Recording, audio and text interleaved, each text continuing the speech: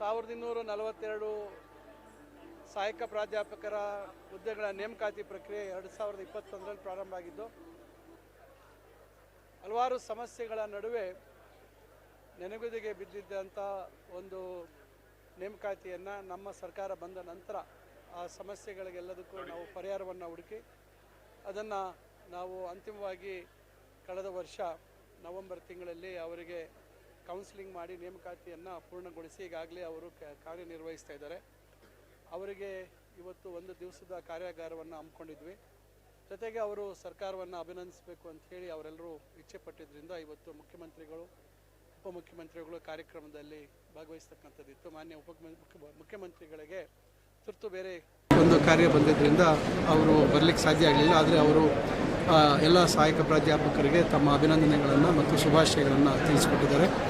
ಉಪಮುಖ್ಯಮಂತ್ರಿಗಳು ಬಂದು ಕಾರ್ಯಕ್ರಮವನ್ನು ಉದ್ಘಾಟನೆ ಮಾಡಿ ಅವರ ಹಿತನುಡಿಗಳನ್ನು ಇಲ್ಲಿ ವ್ಯಕ್ತಪಡಿಸಿದ್ದಾರೆ ಮತ್ತು ಎಲ್ಲರೂ ಯಾವ ರೀತಿ ನಡ್ಕೋಬೇಕು, ಯಾವ ರೀತಿ ಶಿಸ್ತಿನ ಜೀವನವನ್ನು ಮಾಡಬೇಕು ಅಂತಕ್ಕಂಥದ್ರ ಬಗ್ಗೆ ಹೇಳಿದ್ದಾರೆ. ಒಟ್ಟಾರೆಯಾಗಿ ಇಲಾಖೆಯ ಅಧಿಕಾರಿಗಳು ಭಾಳ ಜವಾಬ್ದಾರಿಯುತವಾಗಿ ಯಾವುದೇ ರೀತಿ ಭ್ರಷ್ಟಾಚಾರಕ್ಕೆ ಅವಕಾಶ ಕೊಡದಿರ ಭಾಳ ತ್ವರಿತವಾಗಿ ಇವತ್ತು ಬಹುಶಃ ದಾಖಲೆಯನ್ನು ನಿರ್ಮಿಸಿದ್ದೀವಿ ನಾವು ನಮ್ಮ ಇಲಾಖೆಯಲ್ಲಿ. ಒಂದೇ ದಿವಸ ಕೌನ್ಸಿಲಿಂಗ್ ಮಾಡ್ತಕ್ಕಂಥದ್ದು, ಅದೇ ದಿವಸ ಅವರಿಗೆ ನೇಮಕಾತಿ ಆದೇಶವನ್ನು ಕೊಡ್ತಕ್ಕಂಥದ್ದು ಬಹುಶಃ ಇದುವರೆಗೂ ಯಾವುದೂ ಇಲಾಖೆಯಲ್ಲಿ ಆಗಿಲ್ಲ. ಅಂಥ ಕೆಲಸವನ್ನು ನಮ್ಮ ಅಧಿಕಾರಿಗಳು ಮಾಡಿದ್ದಾರೆ. ನಾನು ಕೂಡ ಅವರೆಲ್ಲರಿಗೂ ಅಭಿನಂದನೆ ಸಲ್ಲಿಸ್ತೇನೆ. ಮತ್ತು ಇನ್ನು ಬೇರೆ ಬೇರೆ ಇನ್ನು ನಮ್ಮ ಇಲಾಖೆಯಲ್ಲಿ ಪ್ರಾಂಶುಪಾಲರ ನೇಮಕಾತಿ ಇವೆಲ್ಲ ಇದ್ದಾವೆ. ಇವೆಲ್ಲವನ್ನು ಭಾಳ ಜವಾಬ್ದಾರಿಯುತವಾಗಿ ನಾವು ಅದನ್ನು ನಿರ್ವಹಿಸ್ತಕ್ಕಂಥ ಕೆಲಸ ಮಾಡ್ತಾಯಿದ್ದೀವಿ. ಒಟ್ಟಾರೆಯಾಗಿ ಸುಮಾರು 1000ಕ್ಕಿಂತ ಹೆಚ್ಚು ಜನರ ನೇಮಕಾತಿ ಆಗಿರ್ತಕ್ಕಂಥದ್ದು ವೈಯಕ್ತಿಕವಾಗಿ ನನಗೂ ಭಾಳ ಸಂತೋಷವನ್ನು ತಂದಿದೆ. ಏಕೆಂದರೆ ಒಂದು ನೇಮಕಾತಿ ಮಾಡ್ತಕ್ಕಂಥದ್ದು ಅಷ್ಟು ಸುಲಭದ ವಿಚಾರ ಅಲ್ಲ ಇವತ್ತಿನ ಕಾಲದಲ್ಲಿ.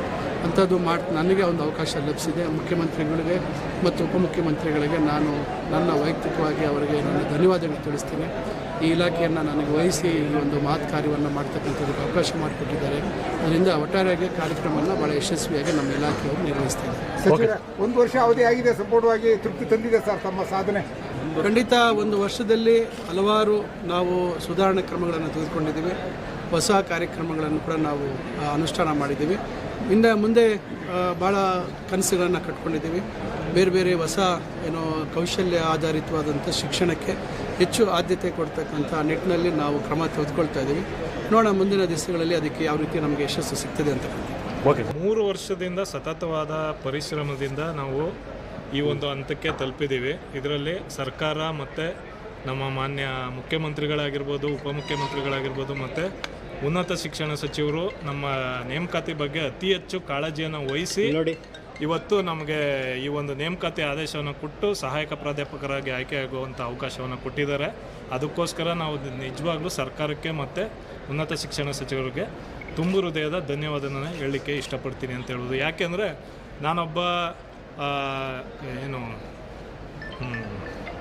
ತುಂಬ ಬಡವರ್ಗದಿಂದ ಬಂದಿದ್ದು, ಯಾವುದೇ ತೊಂದರೆ ಇಲ್ಲದೇ ನಾನು ಇವತ್ತು ಸರ್ಕಾರಿ ಸಹಾಯಕ ಪ್ರಾಧ್ಯಾಪಕನಾಗಿ ಆಯ್ಕೆ ಆಗಿದ್ದೇನೆ ಅಂದರೆ ಒಂದು ಪಾರದರ್ಶಕವಾದ ನೇಮಕಾತಿನೇ ಕಾರಣ ಅಂತ ಹೇಳ್ಬೋದು. ಹಾಗಾಗಿ ನಾನು ಮತ್ತೊಮ್ಮೆ ಮಗದೊಮ್ಮೆ ಉನ್ನತ ಶಿಕ್ಷಣ ಸಚಿವರಿಗೆ ಧನ್ಯವಾದನ ಹೇಳೋಕ್ಕೆ ಇಷ್ಟಪಡ್ತೀನಿ. ಎಷ್ಟು ಜನಕ್ಕೆ ನೇಮಕಾತಿ ಪತ್ರ? 1208 ಜನಕ್ಕೆ ಆಯ್ಕೆಯಾಗಿ ಈಗ ಆಲ್ರೆಡಿ ಕೆಲಸಕ್ಕೆ ಜಾಯ್ನ್ ಆಗಿದ್ದಾರೆ. Okay sir, thank you. ಹೆಸರು ನಾಗೇಂದ್ರ ಅಂತೇಳಿ. ನಾನೀಗ ವೇಮಗಲ್ ಪ್ರಥಮ ದರ್ಜೆ ಕಾಲೇಜಿನಲ್ಲಿ ಕನ್ನಡ ಸಹಾಯಕ ಪ್ರಾಧ್ಯಾಪಕನಾಗಿ ಕರ್ತವ್ಯ ನಿರ್ವಹಿಸ್ತಾ ಇದ್ದೀನಿ. ಧನ್ಯವಾದ.